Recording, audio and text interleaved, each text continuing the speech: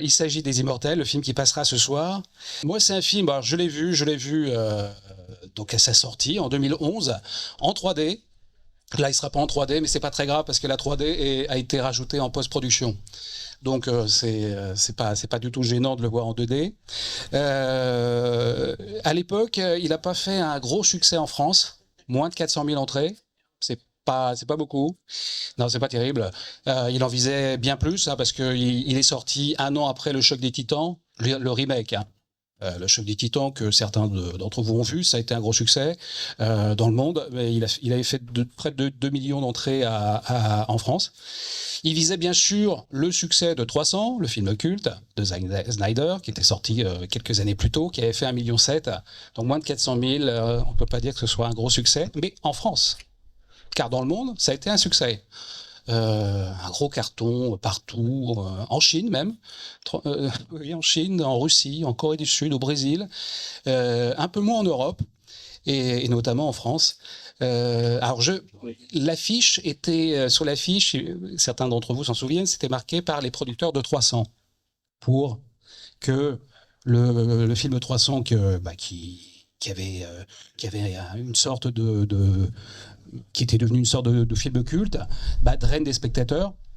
Et ça a été plutôt contre-productif en France, car il y a les haters sur le web qu'on connaît, et il y en a beaucoup qui avaient adoré 300, c'était de la bombe atomique pour eux, et donc forcément, par les producteurs de 300, ça veut dire que c'est un film qui a copié donc 300. 300, c'était super, donc forcément, le rejeton, il est beaucoup moins bien, c'est de la merde, c'est de la dope, c'est un loser, c'est un sous 300, etc., etc. Ils se sont donnés à cœur joie sur le web. Ils ont besoin de se défouler, ces gens-là. On a vécu la même chose en début d'année, si vous vous souvenez, pour Astérix. Le Astérix de Guillaume Canet. Hein, tout le monde disait, moi j'ai été le voir, il n'est pas si mal.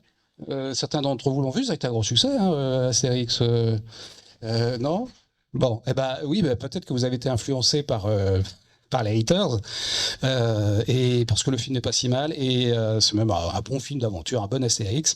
Sauf que sur le web, alors là c'était le gros nanar, j'en passe, c'est des meilleurs. Donc voilà, les haters sur le web.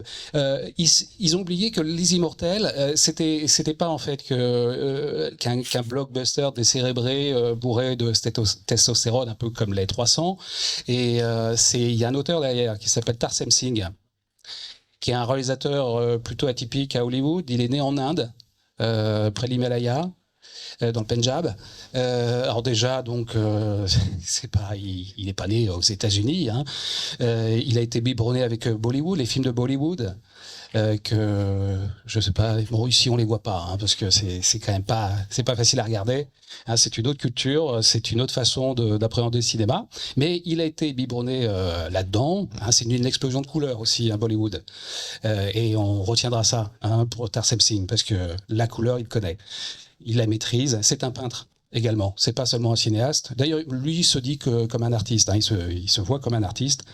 Et avec une véritable signature visuelle. Et donc il y a un auteur derrière. Ce que n'ont peut-être pas saisi effectivement certains critiques, c'est que voilà, c'est pas du tout le blockbuster décérébré auquel on pouvait s'attendre. Tarsem Singh, j'en continue pour sa petite biographie. Donc, il est né en Inde. Il a passé une partie de sa jeunesse en Iran parce que son père était ingénieur dans l'aéronautique en Iran. Alors, pas l'Iran actuel, hein, c'est pas l'Iran des mollahs, c'était l'Iran du Shah, c'est dans les années 70.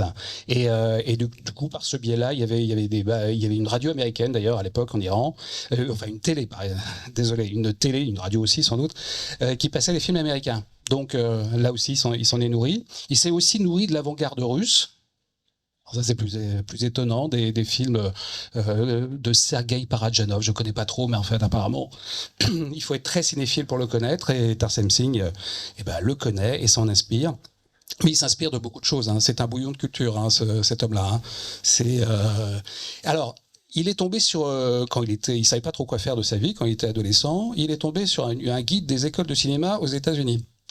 Et il l'a dévoré, et il n'avait plus qu'une idée en tête, c'est de devenir cinéaste. Et donc, il en a parlé à son père. Son père lui a dit, bah, non, non, il n'est pas question que tu deviennes cinéaste, ce soit avocat, soit ingénieur. C'était apparemment les deux seules façons de réussir en Inde. Hein. Si tu n'es pas ni médecin, ni avocat, ni ingénieur, bon, bah, t'as loupé ta vie. Et donc, il a dit, non, non, mais papa, c'est ça que je veux faire. Bon, bah, ok, mon fils, mais tu n'existes plus pour moi. Et bah, qu'est-ce qu'il a fait? Il est parti rejoindre un cousin au Canada. Une fois au Canada, il a fugué. Il était encore adolescent. Hein. Il a fugué et il est arrivé à Los Angeles et il s'est inscrit dans une école de cinéma sous un faux nom. Et dans cette école de cinéma, il avait pour camarade de classe Zack Snyder. Zack Snyder, qui est le réalisateur de 300, dont s'inspire plus ou moins Les Immortels. Et aussi Michael Bay. Michael Bay, vous le connaissez avec la saga des Transformers. Voilà. Mais ils sont devenus copains d'ailleurs, hein, ces trois-là. Et alors, Tarsem Singh, il n'a pas commencé par le cinéma. Il avait une réputation déjà à l'école de se soucier que de l'image, mais de ne pas savoir raconter une histoire. Et c'était sa réputation. Et alors du coup, il a fait des clips. Il a fait des clips vidéo, dont certains sont très connus. Même des années après, en 1991, il a réalisé le clip de R.E.M. Losing My Religion. Certains qui ont apprécié la pop rock des années 90 connaissent forcément ce titre, et notamment ce clip, car il y a déjà toutes les obsessions de Tarsem Singh qui sont dedans. L'influence du Caravage, donc des peintures de la Renaissance, des symboles religieux, des symboles mythologiques, là aussi une explosion de couleurs, il y a des anges déchus, etc. Donc il y a déjà l'imaginaire de Tarsem Singh qui est déjà en place. Ensuite, il s'est tourné vers la pub. En fait, il a fait que ça pendant tous les années 90. Hein. Des clips, il s'est arrêté assez vite, il a fait de la pub parce que ça nourrissait son homme, hein, a priori. Et il en a fait des très bonnes. Notamment, il y en a une dont vous vous souvenez forcément, si vous l'avez vue au moins qu'une fois. Est-ce que vous vous souvenez de Eric Cantona dans une arène? C'était les footballeurs contre le diable. Dans une arène très sombre, et il y avait Eric Cantona. À la fin, il a le ballon, il pose le pied dessus et il tire un boulet qui se transforme en boule de feu et qui transperce le diable qui est dans les buts. Au revoir. Non, ça vous dit rien? Pour Nike, exactement, pour Nike. Bon, si vous avez la curiosité, allez la voir sur le web. Et là aussi, pareil, son imaginaire est en place. Il a fait aussi une pub pour eux. C'était quoi? C'était Pepsi, avec les 4 meilleurs vendeurs de disques de l'époque. C'était en 2003. Ça s'appelait Gladiators. Il y avait Beyoncé en gladiatrice. Comment elle s'appelle? Britney Spears en gladiatrice aussi. Et Pink.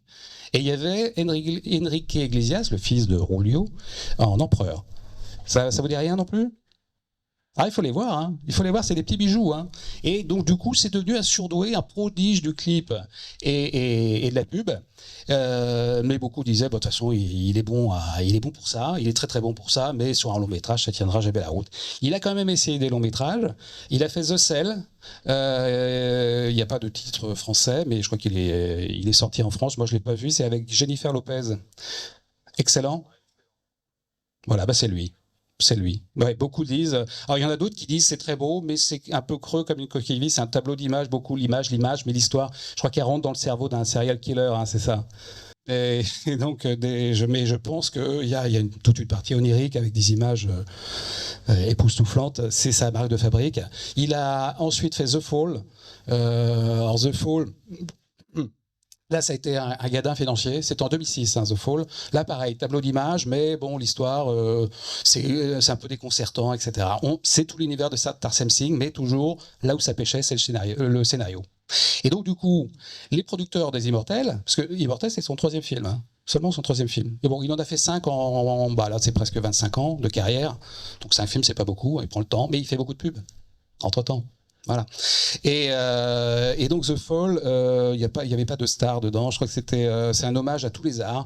Il est inspiré notamment par Salvador Dali, toujours la peinture. Hein, toutes les peintures. Hein. Mais je vous dis, c'est un bouillon de culture. Et dans Les Immortels, on verra, il y a des influences. Il y a toutes les influences. C'est vraiment un micmac. C'est-à-dire qu'il y a les tableaux de la Renaissance. Lui-même a d'ailleurs dit que, en gros, c'était Caravage rencontre Fight Club. Fight Club, le film de David Fincher, avec Brad Pitt. Et d'ailleurs, David Fincher, qui a été célébré au César de cette année, hein, si vous avez vu la cérémonie, on lui a fait un hommage avec Brad Pitt, d'ailleurs, qui est arrivé en invité surprise. C'était quelque chose, et tout s'accordait à dire que c'était un génie. David Fincher, lui, considère plutôt que c'est Tarsem Singh qui est un génie. Pour lui, c'est la personnalité la plus fascinante et la plus atypique et la plus créatrice du moment, à l'époque des Immortels. Parce qu'il avait adoré The Fall. Bon, il n'y en a pas beaucoup qui ont été le voir, hélas. Donc, bravo au producteur des Immortels de lui avoir fait confiance parce qu'il ne transige sur rien, Tarsem Singh. Hein. C'est-à-dire qu'il a une intention très précise du film qu'il veut faire et il n'en déroge pas. Donc, et c'est ce qu'il a fait. Donc, Les Immortels, c'est un film d'auteur, on va dire, même si c'est une commande. Hein, c'est pas lui qui a eu l'idée. L'idée, c'est les producteurs, qui étaient les producteurs de 300, et qui ont dit, voilà, on va pas faire une suite de 300, ils l'ont fait d'ailleurs, mais on va faire un film un peu en décalé, voilà, ils ont fait appel à Tarsem Singh. C'est pas Hollywood, hein, c'est Legendary Pictures, c'est une maison de production indépendante. Donc c'est pas du pur Hollywood. Hollywood lui aurait imposé une histoire un peu à la Choc des Titans, c'est-à-dire plus grand public, c'est-à-dire voilà, pour tous les publics, enfants, de 7 à 77 ans, on va dire. Et avec une mythologie revisitée, etc. Mais qui, avant tout, il n'y a pas vraiment une vision d'auteur derrière le Choc des 300. C'est un Français d'ailleurs qui l'a fait, Le Terrier, hein, je crois. On ne peut pas dire que ce soit un visionnaire. Tarsem Singh, lui, est un visionnaire. Et donc, il ne fallait pas compter sur lui pour faire un Choc des Titans bis, même si là, il y a des titans. Hein. Les Immortels, c'est la guerre des titans contre les dieux, avec Mickey Rourke contre les deux, qui joue le monstre, qui veut détruire l'humanité. Et qui veut détruire les dieux parce qu'ils ont massacré sa famille. Il y a une petite raison. Mais enfin, c'est un monstre. Hein. Un monstre vraiment sadique, vous allez voir. C'est Mickey Rourke, vous vous en souvenez de Mickey Rourke, j'imagine. Hein, dans les années 80, c'était le bad boy d'Hollywood, mais c'était aussi 9 semaines et demie. 9 semaines et demie avec Kim Basinger, le striptease de Kim Basinger. Donc c'était devant Mickey Rourke. Bon, il a détesté faire ce film. Ah, c'était vraiment le bad boy. Hein. C'est-à-dire que en lui était réuni, il y avait un peu de De Niro, un peu de James Dean, un peu de Marlon Brando. Mais c'est-à-dire que c'était pas Tom Cruise, mais il avait la notoriété pratiquement de Tom Cruise. Il était plus branché, disons. Hein. Il était encore beau gosse. Sauf que qu'est-ce qui s'est passé avec Mickey Rourke? Pourquoi il a la gueule en fait qui est vous verrez ce soir, hein, qui n'est pas du tout la belle gueule qu'il avait dans les années 80. Tout simplement, il en avait marre d'Hollywood. Il jouait pas le jeu de toute façon avec la presse, avec les médias, avec les producteurs. Il en faisait qu'à sa tête. Il avait vraiment une vie borderline. Hein, et il est retourné à la boxe. Il a fait de la boxe quand il était petit, enfin quand il était jeune. Il avait d'ailleurs un assez bon niveau. Il est retourné à la boxe, mais en tant que professionnel. Donc contre des boxeurs professionnels, pas des boxeurs d'opérette. Hein. Et donc il s'est fait massacrer. Alors il dit qu'il a perdu aucun match. Hein. Ça a duré 5 ans quand même, hein, cette petite histoire. C'est-à-dire de Mickey Rourke qui arrête le cinéma pour faire de la boxe. Hein. Mais il s'est fait démolir. Donc et qu'est-ce qu'il a fait? Il a fait une chirurgie esthétique. Alors je ne sais pas s'il avait le même chirurgien esthétique que les frères Bogdanov, mais il est un peu... C'est un peu ça auquel on pense qu'on le voit avant et qu'on le voit après. On s'est dit mais c'est pas possible ça. Il a dû porter plainte contre le chirurgien. Qu'est-ce qu'il est devenu quoi? Vous l'avez peut-être vu dans The Wrestler où il joue le catcheur magnifique, hein, film de Darren Aronofsky qui avait réalisé Noé que j'avais chroniqué il y a un an. Et voilà. Mais en tout cas ce soir pour les Immortels, Mickey Rourke il est parfait. Hein. Il y a une espèce de menace comme ça, latente. En plus, il a une voix caverneuse. Alors, je crois que c'est la VF, hein, c'est la version française qu'on va regarder. Alors, donc je vous ai parlé de Mickey Rourke, sa présence menaçante. Tout ce qui l'entoure est terriblement angoissant, d'ailleurs. Hein. Il fait vraiment peur. Il est d'ailleurs scarifié. Et je crois qu'il scarifie même tous ses soldats. Alors, est-ce que c'est lui qui a... C'est les scénaristes. Donc, on va dire qu'il les défigure. Comme lui-même s'est défiguré avec la boxe. En tout cas, il est impressionnant. Il y a bien sûr Henry Cavill qui n'était pas du tout connu à l'époque. Hein. Il est connu maintenant parce qu'il a fait Superman, Man of Steel, de Zack Snyder. Encore Zack Snyder, hein. De toute façon, Tarsem Singh et Zack Snyder sont vraiment potes comme des cochons. Et c'est pendant le tournage des Immortels qu'il a appris qu'il avait été choisi par Zack Snyder pour être Superman dans Man of Steel. Alors, mais c'était vraiment un coup d'audace à l'époque parce que c'était pas une star. Il sortait d'une série qui s'appelait Les Tudors, très bonne série. Il a été très remarqué là-dedans, mais il avait fait que ça. Donc les producteurs des Immortels ont dit non, Tarsem, t'es bien gentil, mais non, nous on veut une star, quoi. On veut un grand nom sur l'affiche. Henri Cavill, ok, peut-être ça pourrait le faire, mais non. Et en fait, il a imposé, comme je vous l'ai dit, hein, il ne transige pas. Tarsem Singh a imposé Henri Cavill puisqu'il il a fait faire une scène, quelques scènes comme ça, d'essai, et voilà, c'est l'homme qu'il me faut, donc ce sera à lui ou personne d'autre. Voilà. Donc il l'a imposé, et en fait, même les producteurs ils se sont frottés les mains parce que c'est pendant le tournage du film qu'il a été choisi pour Superman. Avant, il avait la réputation, Henri Cavill, d'être vraiment crevard. C'est-à-dire que c'était l'homme le plus malchanceux d'Hollywood. Il a failli être Batman. Sauf que bon, c'est pas lui qui a été choisi au final. Il était pratiquement dans le dernier carré, mais bon, voilà, c'est pas lui. Il a failli déjà être Superman avant, dans une autre version. C'est pas lui non plus. James Bond aussi, il était aussi. Bon, peut-être heureusement. De toute façon, ils prennent que des Anglais. Hein, et Henry Cavill est américain, donc là, ça aurait posé quelques soucis, je pense. Bon, bref, il était un peu voilà, le loser. Et puis finalement, donc, il fait Les Immortels. Et pour montrer sa conviction, il est parti sur des séances d'entraînement de malade. C'est-à-dire que ceux qui ont vu le film, moi je me disais, non, c'est les départements des effets spéciaux qui a rajouté quelques petits machins comme ça pour faire son pack de 8 abdos, parce que ça c'est pas possible. Si, c'est les vrais, c'est les vrais abdos. Il s'est entraîné, il a fait un entraînement de militaire, et il vient d'une famille de militaires. Hein. Son père a été dans les marines, son frère aussi, je crois, un autre frère aussi était un militaire. Henri Cavill lui-même a failli à un moment s'engager dans l'armée, mais finalement il voulait être acteur. Okay. Et puis finalement, c'est ça qui l'a emporté sur le fait d'être militaire. Je pense qu'il a eu raison. Je vais aller voir ce soir, ça vaut le coup. Mais par contre, l'entraînement, c'est assez fabuleux. Surtout que ça a été en 3 temps. Il s'est entraîné d'abord tout seul, mais c'était qu'un projet encore nébuleux. Mais il s'est astreint, il se levait à 4 heures du matin, il mangeait une quinzaine d'œufs par jour. 2000 pompes par jour. Imaginez 2000. Oui, 2000. C'est Mickey Rourke qui l'a rapporté parce qu'il le voyait faire ses 2000 pompes tous les jours. Bon, Mickey Rourke, ça le faisait rigoler. Sauf que lui, il jouait pas torse nu. Henri Cavill, si, une bonne partie du film. Donc, il voulait assurer. Et il voulait que ce soit les siens. Et non pas des effets. Mais il n'y a pas que lui, hein, d'ailleurs. Hein. Ils se sont tous entraînés comme des malades. Je crois que c'était. Il s'entraînait 5 jours par semaine à raison de 12 heures par jour. Il avait vraiment envie de faire le rôle, hein, parce qu'il fallait qu'il envoie des photos de sa transformation physique au producteur et à Tarsem Singh pour lui montrer qu'il était sur la bonne voie. Sauf qu'à un moment, ça a failli capoter parce que le projet, il n'y a plus de financement. Après, ça a repris. On lui a donné un coach pour le coup, pour que ça soit encore plus rapide. De nouveau, le projet a capoté, plus de financement. Quand ça a repris, ils se sont aperçus qu'Henri Cavill avait continué l'entraînement. Donc voilà, la détermination finalement à payer. Et donc même les Immortels ont dit, les producteurs des Immortels ont dit, ok, d'accord, Tarsem, t'as peut-être fait le bon choix. Et quand ils ont su que c'était le prochain Superman, ils se sont dit, bravo Tarsem, t'es vraiment un génie visionnaire, tu l'as vu avant tout le monde. Alors, de quoi je pourrais vous parler? L'accueil critique, dégueulasse. Je tiens à le dire.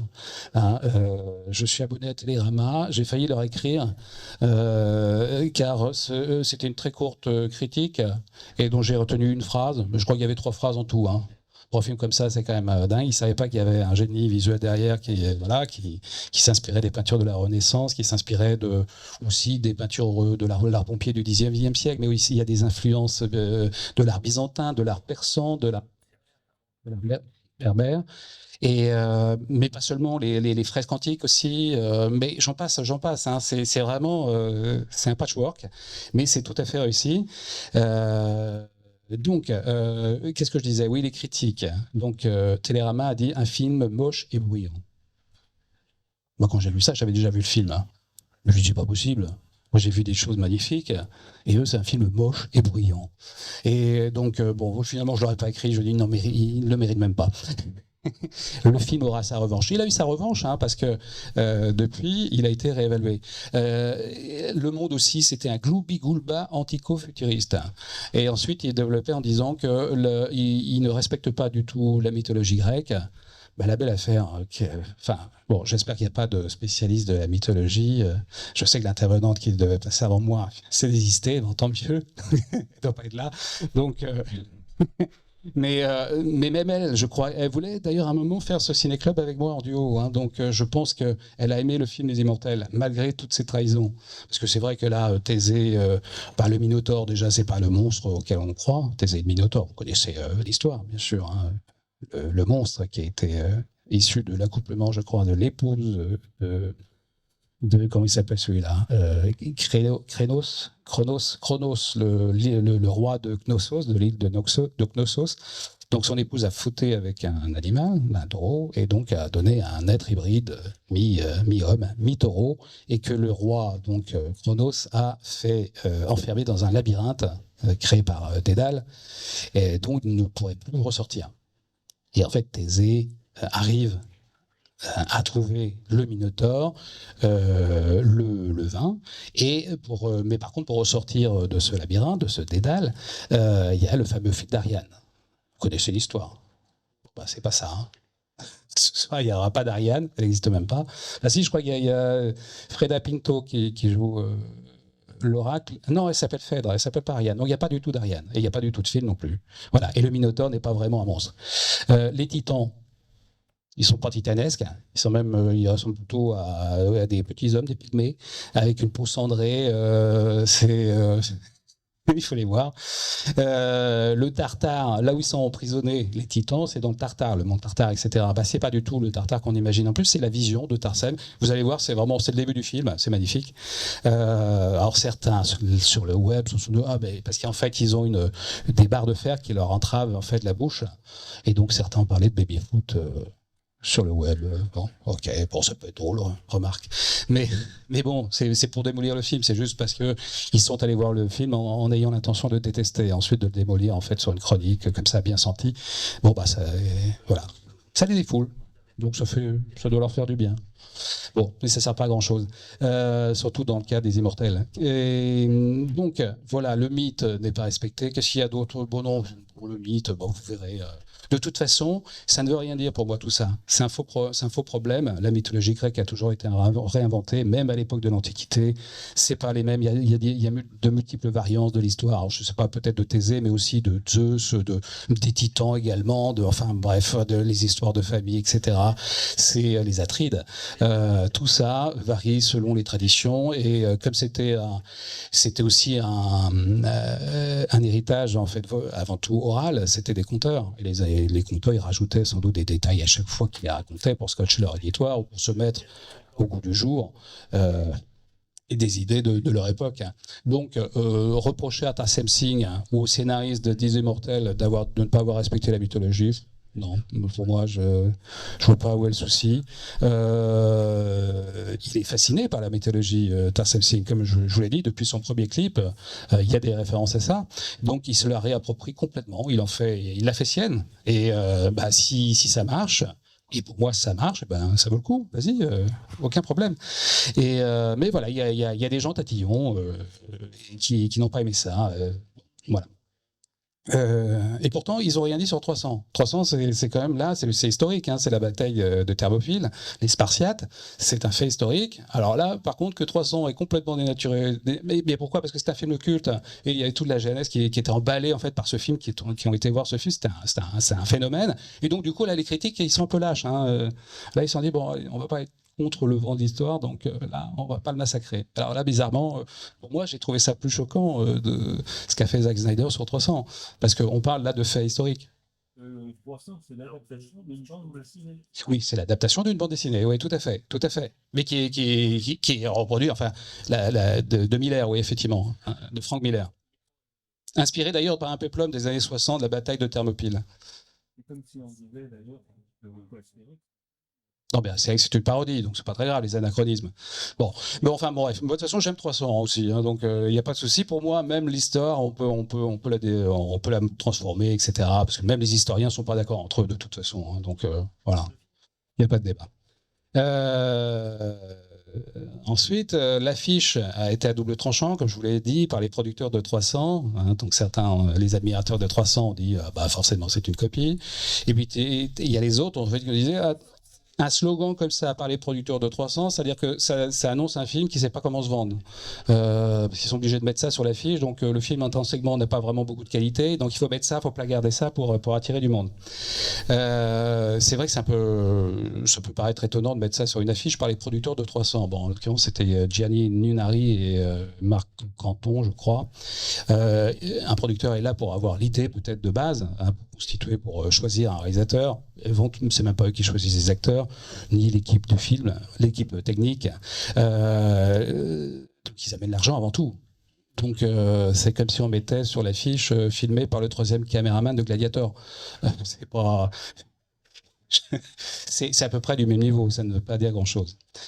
Mais donc les Immortels. Alors certains ont reconnu quand même que c'est pour la première fois, Tarsem Singh, il avait un scénario. Pour The Cell, ça a déconcerté beaucoup de public parce que c'est pas un scénario linéaire. D'après ce que j'ai lu, pour The Fall, c'était encore plus. Sauf que là, il y a quand même un scénario. Bon, c'est pas le genre de scénario qui va décrocher un Oscar à Hollywood. Hein. C'est pas la meilleure partie du film. La meilleure partie, elle est visuelle. C'est la façon dont Tarsem Singh filme cette histoire. Mais le scénario, c'est des frères grecs qui n'ont pas fait grand-chose pour ça. Ils ont fait un court-métrage qui apparemment a eu une diffusion mondiale, et c'est ça qui leur a permis de se faire connaître. Et apparemment, ils étaient payés $1 million, ce qui était une fortune quand même, hein, en 2011, pour l'écriture du scénario des Immortels. Alors, ils ont été obligés, en fait, à cause des financements, le problème des financements du film, hein, ils ont eu du mal à boucler, et donc du coup, on leur demandait de faire un effort, et finalement, ils n'ont été payés que $200 000. Donc, alors certains disent bien sûr, ah bah oui, bah voilà, hein, donc ils avaient un scénario à $1 million, donc finalement, ils en ont donné pour 200 000. Bon, mais c'est quand même des spécialistes de la mythologie, mine de rien, hein, pas des historiens, pas des spécialistes de renom. Ils ont fait Blood of Zeus. Je connais pas, mais c'est un dessin animé. J'ai regardé ça sur IMDb. Depuis, ils n'ont pas fait grand-chose, mais ils ont fait donc un dessin animé, Blood of Zeus, le sang de Zeus. Donc, j'imagine encore la mythologie. Qu'est-ce qu'il y a d'autre dans le film? Alors, il faut savoir que Tarsem Singh a toujours la même équipe technique.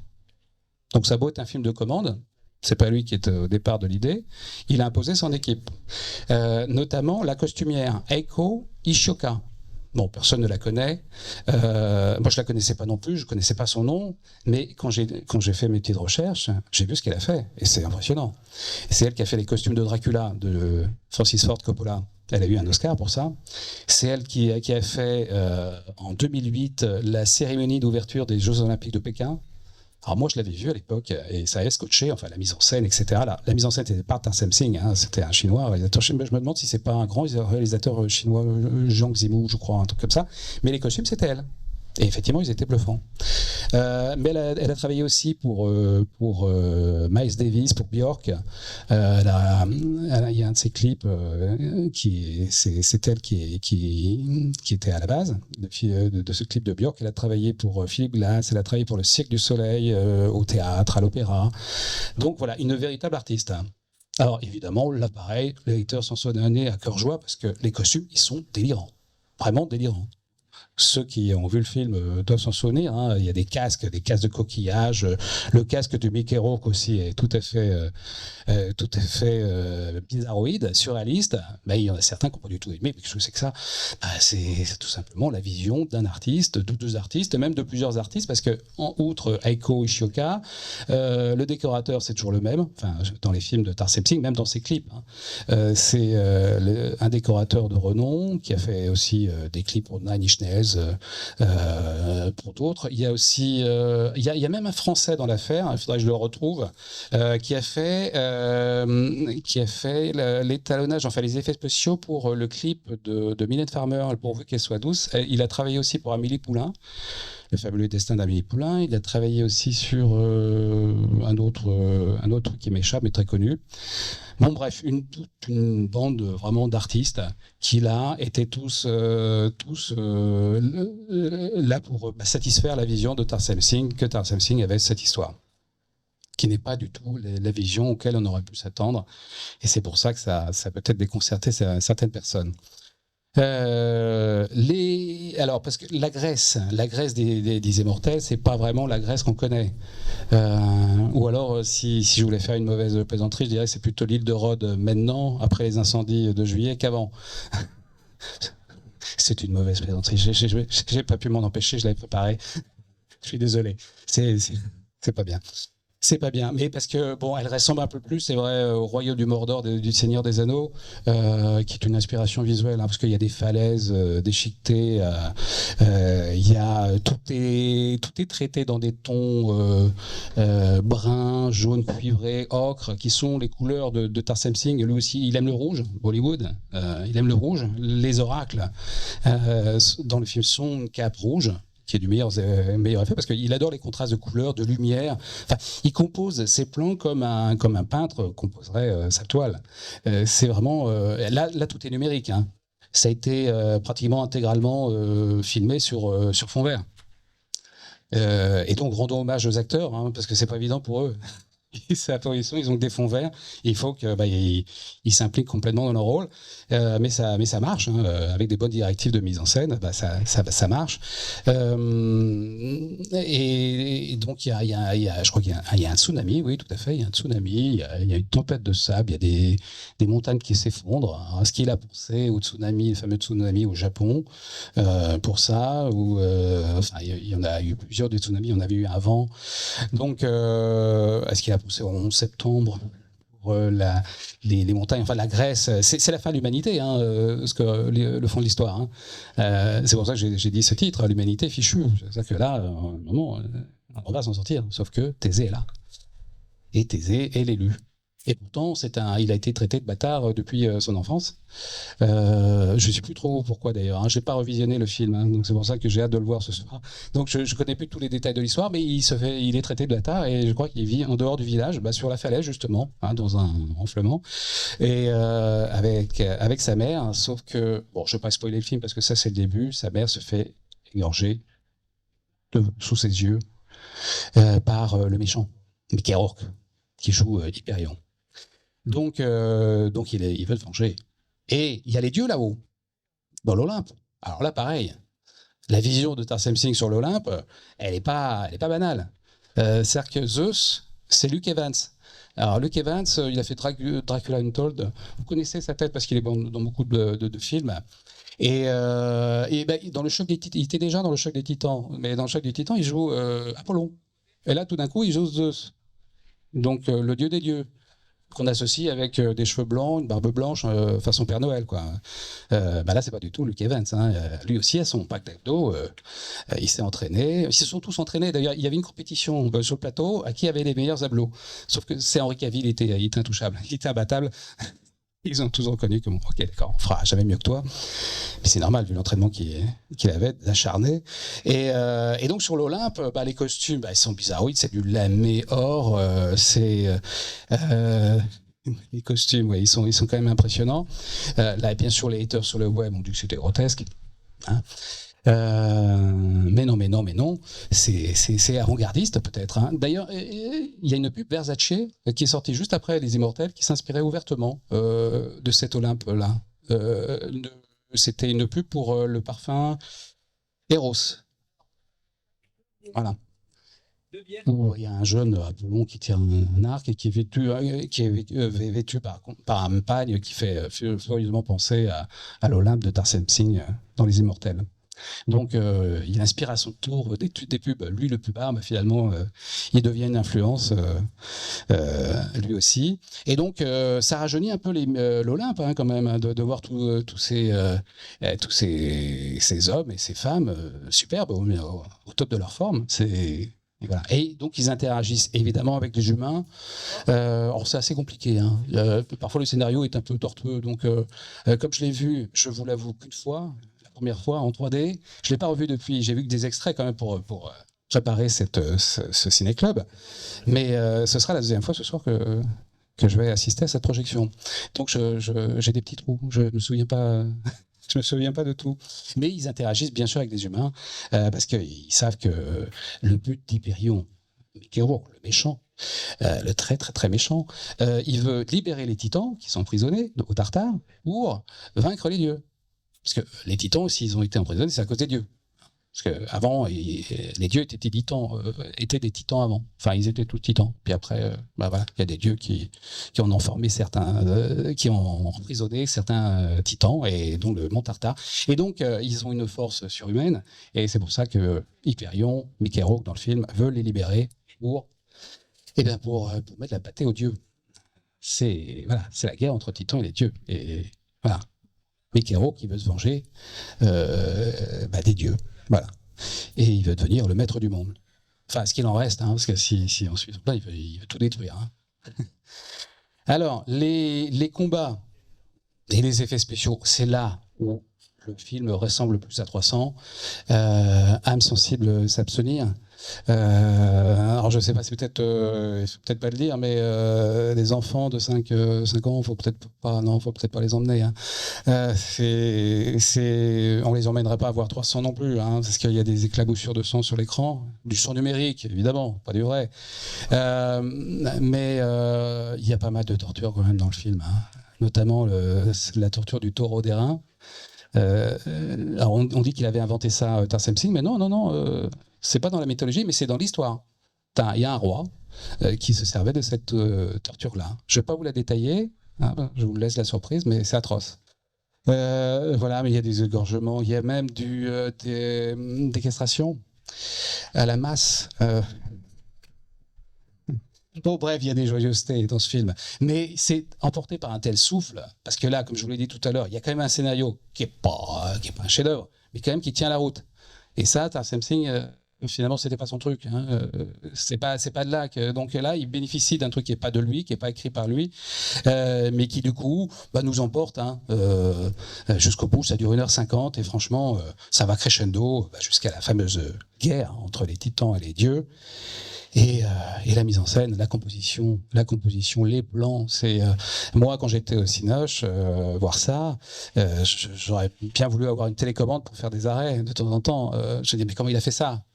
Je me souviens même de la dernière image. Bon, c'est pas un spoiler, mais parce que de toute façon, c'est une image. On sent qu'il il a fait l'image pour l'image. C'est les combats qui continuent, le combat entre les titans et les dieux. Mais en apesanteur, cette voix, on les voit en dessous avec des nuages au-dessus, donc zéro gravité. Et on se souvient de la chapelle Sixtine, décorée par Michel-Ange. Là, c'est du même niveau. Bon, là, c'est une image fixe, mais c'est vraiment aussi beau que du Michel-Ange. Vraiment. Bah, vous me le direz si vous êtes d'accord, mais moi c'est ça qui m'a dit que quand j'ai vu la bande-annonce, bon, c'est la bande-annonce à hollywoodienne, donc voilà, les scènes spectaculaires, les effets spéciaux, on y va avec grosse musique, grosse voix caverneuse, etc. Mais quand j'ai vu ce plan-là, je me dis, oula, mais attends, non, ça a l'air un peu plus intéressant que je le croyais. Et ensuite, j'ai été voir Tarsem Singh, et j'ai dit, ah bah oui, d'accord, c'est lui qui a fait ça, et c'est lui qui a fait ça aussi. Ah oui, d'accord, ok, donc un génie visuel. Bon, bah, je vais aller voir ça, forcément. Bon, de toute façon, je suis un peu obligé, je suis fan de Peplum. Et je vais écrire un bouquin dessus, donc je suis obligé de tous les voir, même les nanars, même les pires. Mais celui-là est loin d'être parmi les pires. Il est même plutôt parmi les meilleurs. Et comme je vous l'ai dit, il a été réévalué depuis 2011 par certains critiques, par certains webzines américains très sérieux, qui le classent parmi, certains les 5, pour d'autres les 10 meilleurs films fantastiques des années de la décennie 1990. Et donc, voilà, le film a eu sa petite revanche, même s'il a eu son succès, attention, à part en France et dans d'autres pays européens, qui sont peut-être un peu plus à cheval que les autres sur la mythologie, il a fait 250 millions de dollars de bénéfices, de recettes, pour un coût de 75 millions de dollars. Donc, beau succès, Ils ont pensé même en 2016, oui, c'est ça, à en faire une suite. Bon, finalement, ça s'est pas fait. Donc, mais si les Américains veulent faire une suite, c'est que forcément le premier, forcément, alors soit il a traîné beaucoup de gens, soit il a atteint un statut de film culte après. Et donc du coup, on sait que les gens, et notamment les jeunes, parce que c'est surtout eux qui se déplacent voir les films en salle, on peut le déplorer, mais c'est un peu comme ça. Donc du coup, bon, c'est pas fait. Il n'y a pas eu Les Immortels 2. J'aurais bien aimé voir ça pourtant, mais bon. On n'y a pas eu droit. Qu'est-ce que je voulais dire encore? Je vais regarder mes notes. Alors, Freda Pinto, vous la connaissez peut-être, elle a joué dans Slumdog Millionnaire. Film assez connu. C'est une indienne d'origine, elle est née en Inde. Et alors, je crois que le film, bizarrement, alors que son réalisateur est né en Inde, son actrice principale est née en Inde, je crois qu'il n'est même pas sorti en Inde. Pourquoi? Parce qu'il y a une scène de nu, il y a une scène de sexe avec Freda Pinto qui montre sa plastique ravissante, sauf que c'était pas la sienne, il s'est fait doubler. Mais c'est la raison pour laquelle il a été boycotté en Inde. Et d'ailleurs, ça l'a bien fait rigoler, Freda Pinto. Elle fait sa carrière aux États-Unis, pas du tout en Inde, donc elle n'a pas compris que la polémique. Enfin bref, voilà, il y a des tabous en Inde. Plus qu'en Chine, apparemment, parce que en Chine, il est sorti. Mais en Inde, a priori, non. En tout cas, j'ai cherché. Sur IMDb, il y a tout ça, normalement, mais là, j'ai pas vu de sortie en Inde. Pourtant, Bollywood, quand même. Il y a une influence Bollywood, quand même, autant que de la peinture de la Renaissance. Et tout ce que je vous ai cité, je vais vous refaire. C'est toute l'histoire de l'art que vous allez revoir ce soir. Mais attention, c'est pas une visite de musée, là. C'est un film, un blockbuster, destiné à un public qui mange des pop-corn, tout en le voyant dans la salle. Mais voilà, c'est aussi la vision d'un auteur. Donc c'est un film unique en lui-même. Oui, la mythologie était un petit peu à la mode, mais revisitée en 2011. Il faut savoir qu'il y avait Thor aussi. Thor, qui n'est pas terrible. Enfin bon, qui n'est pas du tout respectueux de la mythologie nordique non plus. Donc encore un faux procès fait aux Immortels. D'ailleurs, on pardonne à certains films qui ne sont pas terribles, ce qu'on n'a pas pardonné aux Immortels. Bon, je cherche à comprendre, moi je ne comprends pas. Il y avait aussi Percy Jackson. Bon, ok, là c'est pas la mythologie, bon, mais c'est pas terrible non plus, Percy Jackson. Bon, le choc des Titans, je vous en ai parlé. Bon film, c'est un film tout public avec des super acteurs. Ah oui, l'original avec de Ray Harryhausen. Enfin, les trucages, les effets spéciaux, oui. Le réalisateur, c'est Desmond Davis, très connu. Oui, mais avec un Zeus, justement, avec la barbe blanche. C'est Laurence Olivier, d'ailleurs, qui l'a joué, Zeus. Donc, qu'est-ce que je voulais vous dire encore? Donc, oui, il ne fallait pas compter sur Tarsem Singh pour faire un film dans ce sillon-là. Il a fait du Tarsem Singh. Et tant mieux pour lui, et tant mieux que les producteurs, les financiers, l'ont laissé faire. Parce que c'était quand même un peu risqué. Son dernier film, je vous l'ai dit, The Fall, il a chuté. Il portait bien son titre. Il s'est complètement gamédé. Et malgré tout, il aurait pu de tricard à Hollywood. Ça n'aurait pas été très gênant pour lui. Il serait retourné vers la pub ou le clip vidéo, puis voilà. Dernièrement, il a fait une pub pour Lady Gaga, un clip vidéo pour Lady Gaga. Là encore, toujours l'univers de Tarsem Singh.